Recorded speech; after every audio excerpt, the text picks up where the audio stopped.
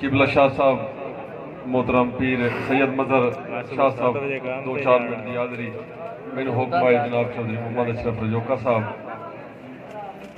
मैं तुहाडे उत्ते ज़्यादा आयल नहीं होना हाजरी लवानी है भाई लाल जमाने पूरे नू छाण बेशक अब्बास वर्गी वफा किदा ही नहीं। वाह वाह वाह क्या बात है। जमाने पूरे नू छाण बेशक अब्बास वर्गी वफा किदा ही नहीं।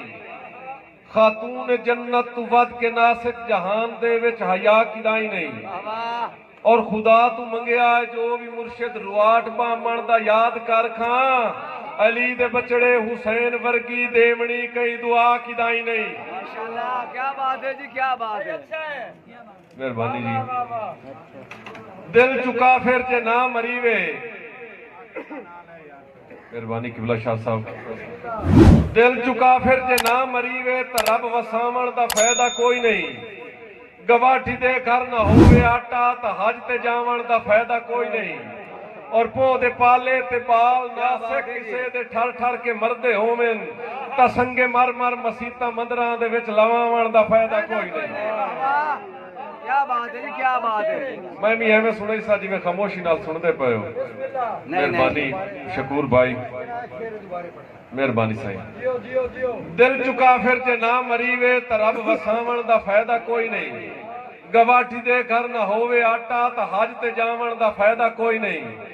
और पो दे पाले ते बाल नासे किसे दे ठर ठर के मरदे होवेन ता संगे मर मर मसीता मंदरां दे विच लवावण दा फायदा कोई नहीं।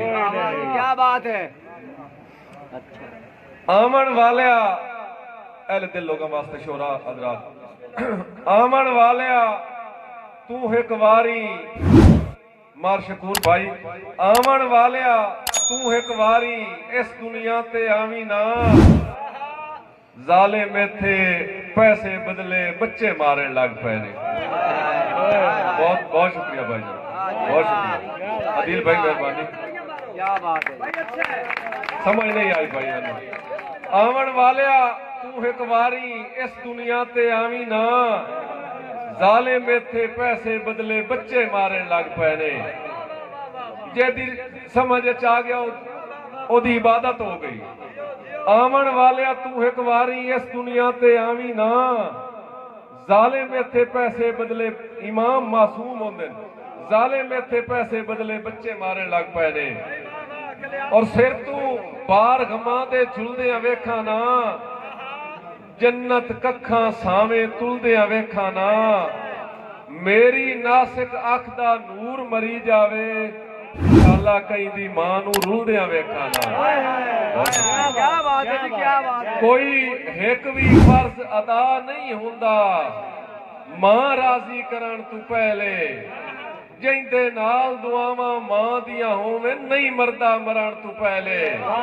और मेरा काबा शाला घर होवे लत घर च धरण तू पहले वेखा मां ता नासिक हां ठर वैंदा है अखियां दे ठरण तू पहले। वाह जी वाह क्या बात है। भाईजान साडा भाई शकूर साडा दिल शौकीन वफावां दा सजना दे ज़र्फ अलग निकले जेड़े दूरों असल दी सींदे हन कीती परख ता नकली नग निकले।